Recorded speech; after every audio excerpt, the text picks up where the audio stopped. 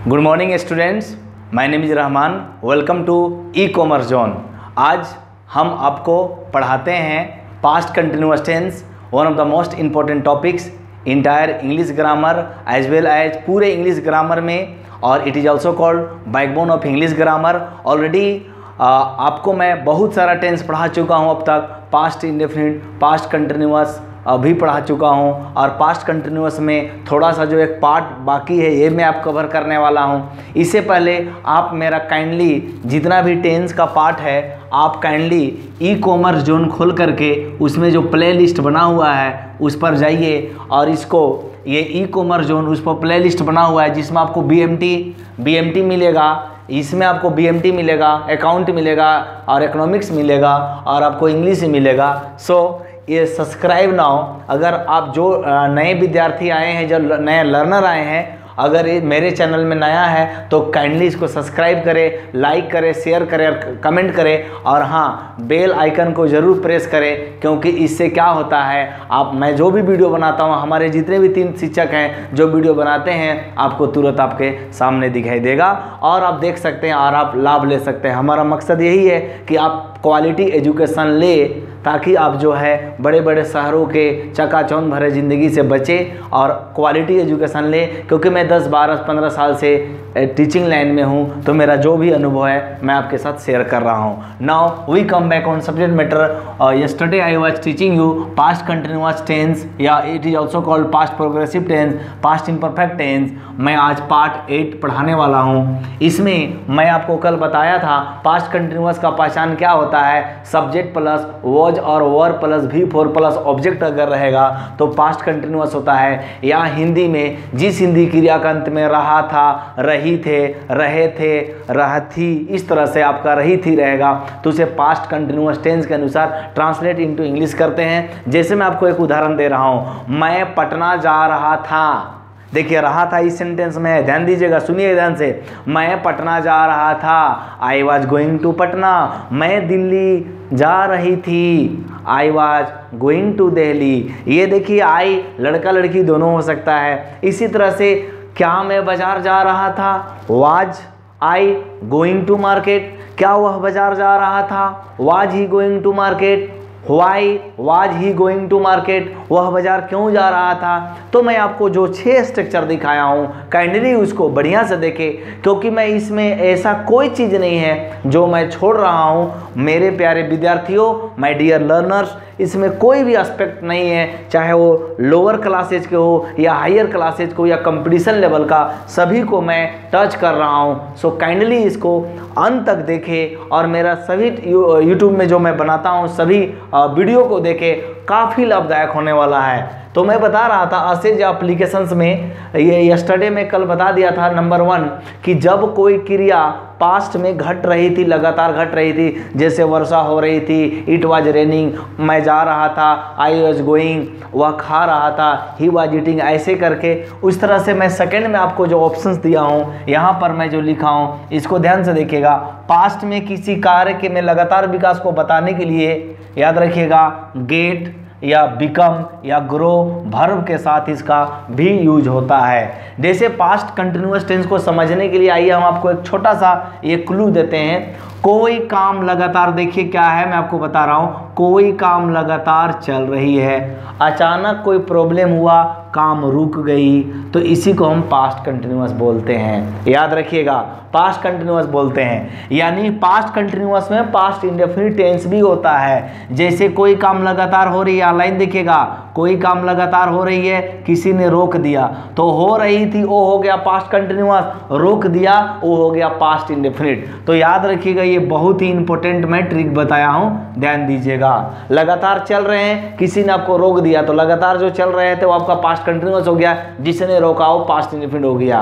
Okay, now see इसमें क्या है, गेट, बिकम, ग्रो वर्ब के साथ भी याद रखिएगा, 3 इंपॉर्टेंट वर्ब के साथ भी हम पास्ट कंटिन्यूअस टेंस यूज करते हैं। जैसे he was becoming more and more depressed, वह जो है याद रखिए पास्ट में कोई कार्य है, तो मान लीजिए कोई आदमी जो है डिप्रेशन में हो रहा था, टेंशन में जा रहा था, अब फिर वो लगातार और टेंशन में चला जा रहा है। यानी कहने का मतलब हुआ कि he was becoming more and more depressed. Second example, prices were going high. Prices were going high का मतलब क्या हुआ है, देखिए यहाँ प्राइसेज वर गोइंग हाई का मतलब हुआ कीमतें बढ़ रही थी। याद रखिएगा मैंने आपको कहा कि पास्ट में कोई कार्य को विकास को बताने के लिए लगातार हो रही है। जैसे आज पेट्रोल, जब मैं 2003 का आसपास, मैं 2003 में मैट्रिक लिखा था तो उस समय पेट्रोल का दाम 45-40 रुपये था। आज देखिए पेट्रोल का दाम 75-80 कभी चला जाता है। ओके, तो देखिए लगातार बढ़ रही है, याद रखिएगा। तो इसी समय से, इसी तरह से मैं बोल सकता हूँ ही वॉज ग्रोइंग ओल्ड, वह बूढ़ा हो रहे थे या उसकी उम्र मैंने क्या वो घट रही थी, ये बोल सकते हैं। अब देखिए इसमें क्या है, कोई भी एक पर्सन जो है उसकी उम्र जो है मतलब घट रही थी तो ग्रोइंग ओल्ड, याद रखिएगा, ठीक है। उम्र घटना मतलब ग्रोइंग ओल्ड होता है। उम्र का बढ़ना मतलब अब मरने के तरफ जाना, जो लाइफ एक्सपेक्टेंसी होता है इंसान का। तो आपने देखा कि गेट, बिकम, ग्रो वर्ब के साथ भी हम पास्ट कंटिन्यूअस टेंस का यूज करते हैं। नाउ सी नेक्स्ट में ये थर्ड आपका क्या है, यहाँ देखेंगे कि यदि किसी पास्ट टेंस में दो एक्शंस कार्य एक साथ जारी हो, ये भी बहुत इंपॉर्टेंट है, ये भी इंपॉर्टेंट क्वेश्चंस है, याद रखिएगा। कोई कार्य जो है मतलब पास्ट टेंस में कोई दो कार्य एक साथ जारी होता है, याद रखिएगा, कोई एक साथ जारी होता है तो दोनों एक्शंस के लिए इस टेंस का प्रयोग होता है। जैसे मैं आपको बता रहा हूँ, यहाँ पर एग्जाम्पल के माध्यम से आप समझ सकते हैं। व्हाइल सी वाज डांसिंग, ध्यान दीजिएगा my dear student, while she was dancing I was singing. याद रखिएगा ये कॉमा है, ये कॉमा है। अगर आप इसको कॉमा नहीं देंगे तो ये सेंटेंस इनकरेक्ट हो जाएगा। मैंने आपको बताया था कंजक्शन में कि कंजक्शन से मैं नहीं पढ़ाया हूँ, लेकिन मैं आपको बताया था जब मैं पढ़ा रहा था कोई और टॉपिक, तो मैं बताया था उसमें सेंटेंस वाला टॉपिक में कि ये जरूरी है।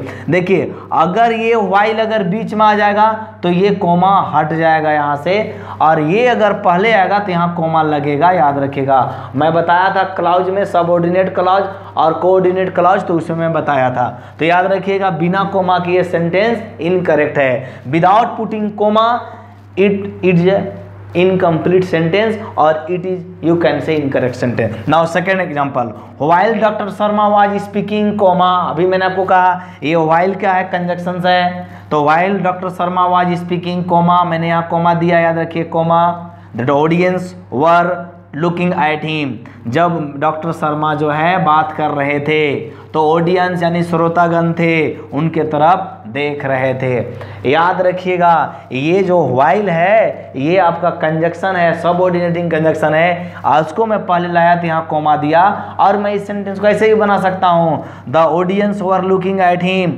While doctor Sharma was speaking. तब आप यहाँ पर बीच में कॉमा नहीं लगाएंगे। सेकेंड, एक चीज से मैं बहुत चीज क्लियर कर रहा हूं, मेरी आदत है, ठीक है। एक चीज से मैं कोरिलेट करके बहुत चीज को क्लियर कर रहा हूं। अब देखिए मैं यहां पर बोल रहा हूं, ये इसको मैं पार्ट 1 मान लेता हूं और इसको मैं पार्ट 2 मान लेता हूं। तो पार्ट 1 में भी घटना पास्ट टेंस में हो रही है, पार्ट 2 में भी पास्ट टेंस में हो रही है। तो दोनों घटना को कोई काम जारी है, याद रखिएगा ये जारी है। ये जो मैंने वर्ड लिखा है ना ये बहुत इंपॉर्टेंट है, ये जारी है। तो ये भी डांसिंग जारी है और ये भी सिंगिंग जारी है। इसलिए जब दो काम पास्ट टेंस में यानी पास्ट टाइम में होता है और दोनों काम लगातार जारी है तो हम याद रखिएगा दोनों एक्शन के लिए, दोनों काम के लिए पास्ट कंटिन्यूअस टेंस यूज करते हैं, यानी सब्जेक्ट प्लस वॉज और वर plus V4 plus other word या जो भी है आप ये है। नेक्स्ट में क्या है, व्हाइल मोना वाज रीडिंग, जब मोना पढ़ रही थी ए novel he was watching television. देखिए मोना अलग है और ही अलग है, ठीक है ना। मोना अलग है और ही अलग है, तो यहाँ पर अलग अलग सब्जेक्ट है। मोना एक लड़की है और ही एक लड़का है। तो जब लड़की यानी मोना नाम की लड़की किताब पढ़ रही थी तो वह एक लड़का था, वो टेलीविजन देख रहा था। तो आपने देखा कि दो एक्शन जब पास्ट टेंस में कोई जारी हो तो हम दोनों एक्शन के लिए पास्ट कंटिन्यूअस टेंस का यूज करते हैं। Now next move on, fourth rule, ये रूल है आपका, इसको हम रूल भी बोलते हैं, याद रखिएगा ये रूल्स है, मतलब जितने भी है ना ये रूल्स है, या इसको असेजेज या एप्लीकेशंस भी बोलते हैं, ठीक है। जब पास्ट में कोई कार्य जारी हो और उसी बीच दूसरा कार्य हो गया हो तो पहला एक्शन कार्य के लिए past continuous tense very important, ये आपका VBI, ये भी आपका वेरी इंपॉर्टेंट है, VBI है। देखिए ध्यान से, आपको सबसे पहले जब पास्ट टेंस में कोई कार्य जारी हो और उसी बीच, याद रखिएगा, पास्ट टेंस में कोई काम जारी हो और उसमें दूसरा कार्य हो गया हो, उसी बीच में कोई दूसरा काम हो गया हो, तो पहला एक्शन के लिए हम पास्ट कंटिन्यूअस टेंस या पास्ट प्रोग्रेसिव या पास्ट इम्परफेक्ट टेंस यूज करते हैं, और दूसरा के लिए हम पास्ट इंडेफिनिट टेंस यूज करते हैं। एक बार मैं इसको फिर से बता दे रहा हूं, आप ध्यान से देखिएगा। अगर कोई काम जारी हो, ध्यान दीजिएगा, अगर कोई काम जारी हो मतलब कोई कार्य जारी है और उसी बीच में कोई दूसरा आदमी या तो टोक दिया या इंटरप्ट कर दिया, तो ऐसी स्थिति में क्या होता है, जो पहला काम होता है वो पास्ट कंटिन्यूअस होता है और जो इंटरप्ट किया वह उसके लिए क्या होता है, पास्ट इंडेफिनिट होता है। आइए हम एग्जांपल के माध्यम से आपको और बेहतर तरीके से समझाते हैं, काइंडली ध्यान देंगे इधर थोड़ा सा। When she was trying to go out, ध्यान दीजिए, अभी मैंने कहा कि जब वह बाहर जाने का प्रयास कर रही थी, एक लड़की है, द बेल रैंग, याद रखिएगा, द बेल रैंग। तो आप ध्यान देंगे my dear student, the bell rang ये आपका सब्जेक्ट है और ये आपका वर्ब टू है। इसका मतलब ये हो गया कि सब्जेक्ट और वर्ब टू पास्ट इंडेफिनिट को दिखाता है, और यहाँ आइए, ये आपका सब्जेक्ट हो गया, ये आपका वॉज हो गया, प्लस ये V4 हो गया, ये पास्ट कंटिन्यूअस को दिखाता है। अब देखिए, मैंने कहा कि दो काम मतलब एक काम हो रहा था, उसमें एक और आदमी आके टोक टाक दिया, यानी उसको इंटरप्ट किया, यानी डिस्ट्रैक्ट किया, या कोई इंटरप्शन किया। ऐसी स्थिति में आप क्या करेंगे कि जो पहले काम हो रहा था उसको पास्ट कंटिन्यूअस में यूज कर देंगे, और जो बाद में हुआ, माने जो इंटरप्ट किया है, जो एक्शन बाद में हुआ, उसके लिए हम पास्ट इंडेफिनिट यूज करेंगे। ये मैं आपको बता रहा हूं। नेक्स्ट में क्या है, इसी तरह के एक मैं रूल आपको बताया था, पास्ट परफेक्ट, ठीक है, पास्ट परफेक्ट और प्रेजेंट परफेक्ट में, याद रखिएगा। तो जैसे आपको मैं बता रहा हूं कि टेंस में बहुत नियम है, ठीक है। इसमें क्या होता है, पास्ट इंडेफिनिट में मैं आपको बताया था कि जब दो काम पास्ट टेंस में होता है, जैसे दो काम पास्ट में होता है, तो पहला जो काम होता है उसको पास्ट परफेक्ट के अनुसार बनाते हैं, और जो दूसरा काम होता है पास्ट इंडेफिनिट के अनुसार बनाते हैं, याद रखिएगा, जैसे मैंने कहा। लेकिन यहाँ कहता है कि कोई काम जारी हो, ध्यान दीजिएगा, एक मिनट थोड़ा सा इधर ध्यान दीजिएगा, ये बहुत इंपॉर्टेंट है, कोई काम जारी है, याद रखिएगा, ये जो वर्ड है ना, ये बहुत इंपॉर्टेंट है। उस टेंस में क्या था, पास्ट इंडेफिनिट में क्या कहा था कि दो काम हुआ हो, तो पहले जो हुआ है उसके लिए पास्ट परफेक्ट, और जो बाद में हुआ जिसे उसको पास्ट इंडेफिनिट। जैसे मैं आपको बताया था, मेरे पहुंचने से पहले ट्रेन खुल चुकी थी, स्टेशन मेरे पहुंचने से पहले गाड़ी खुल चुकी थी, तो मैं बोलूँगा गाड़ी पहले खुल चुकी थी, द ट्रेन हैड स्टार्टेड। उसके बाद क्या होगा, बिफोर आई रीच्ड, या मेरे पहुंचने के पहले। तो यहाँ का मतलब क्या हुआ, वो जारी नहीं था, वो दो काम हुआ था माय डियर स्टूडेंट, लेकिन यहाँ रखिएगा ये जारी है। इसलिए आप ध्यान दीजिएगा, इधर आप ध्यान दीजिएगा कि मैंने ये बताया है, when she was trying to go out, वह जब बाहर जाने का प्रयास कर रही थी, ये जारी है, ये जारी है। तो दूसरा आदमी ने क्या हुआ, या दूसरा एक्शन घटा, तो उसके लिए द बेल रैंग, घंटी बजी। नेक्स्ट एग्जांपल है, while you were reading persuading, not reading persuading. Persuading का मतलब होता है किसी को मनाना, समझाना, कन्विंस करना। तो यहाँ होता है व्हाइल यू वर परसुएडिंग हर, जब आप उसको मना रहे थे मैंने क्या, परसुएडिंग कर रहे थे।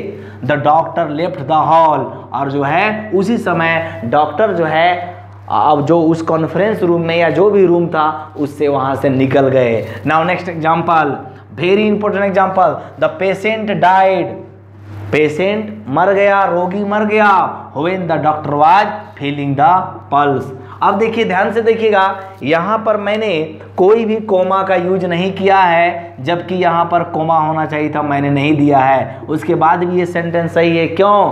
क्योंकि जब मैं व्हेन को पहले लाता तब बीच में कोमा होता, चूंकि मैं व्हेन को बीच में लाया हूँ तो कोई कोमा देने की जरूरत नहीं है। कि दीज थिंग्स, ये चीज़ों को आप ध्यान में रखिएगा, माइंड में रखिएगा। मुझे पूरा उम्मीद है कि मैं आपको समझाने में समर्थ हूँ और मैं आपको समझा भी पा रहा हूँ, चूँकि मेरा ये खुद कॉन्सेप्ट क्लियर है तभी मैं आपको बता पा रहा हूँ, ठीक है। इतना दिन पढ़ाया, उसी का नतीजा है कि मैं आपको बता पा रहा हूँ। नेक्स्ट में है क्या है, 5th नंबर, ये रूल्स बोलिए या ये एप्लीकेशंस बोलिए या असेज बोलिए। 5th क्या बोलता है, जब डायरेक्ट नरेशन में पास्ट टेंस का यूज हुआ है और रिपोर्टेड स्पीच। अब आपको मैं बताता हूँ, ये एक सेंटेंस है, डायरेक्ट और इनडायरेक्ट में आपको एक ट्रांसफॉर्मेशन में या इंटरचेंज में पढ़ाऊंगा, दोनों एक ही होता है, मैं पढ़ाऊंगा तब मैं आपको बताऊंगा। यहाँ से यहाँ तक के पार्ट को हम बोलते हैं और यहाँ से यहाँ तक के पार्ट को हम बोलते हैं। देखिए दोनों पार्ट को हम कुछ ना कुछ बोलते हैं, इसमें सब अलग अलग है, मैं ब्रीफली बता रहा हूँ।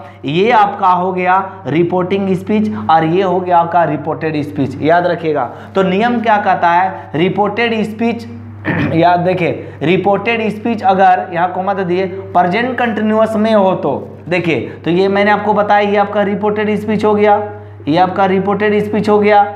इन्वर्टेड कोमा के अंदर जो है रिपोर्टेड स्पीच होता है, इन्वर्टेड कोमा के अंदर रिपोर्टेड स्पीच होता है और कोमा के बाहर जो होता है रिपोर्टिंग स्पीच होता है। तो रिपोर्टिंग स्पीच की बात नहीं कर रहा, अगर रिपोर्टेड स्पीच में प्रेजेंट कंटिन्यूअस टेंस हो, am going, is going, are going, present continuous tense होता है। अगर प्रेजेंट कंटिन्यूअस टेंस हो तो जब हम इनडायरेक्ट बदलेंगे, यानी इसको हम इंटरचेंज करेंगे डायरेक्ट से इनडायरेक्ट, चूंकि ये कोमा वाला होता है तो इसको हम डायरेक्ट स्पीच बोलते हैं, डीएस, ओके।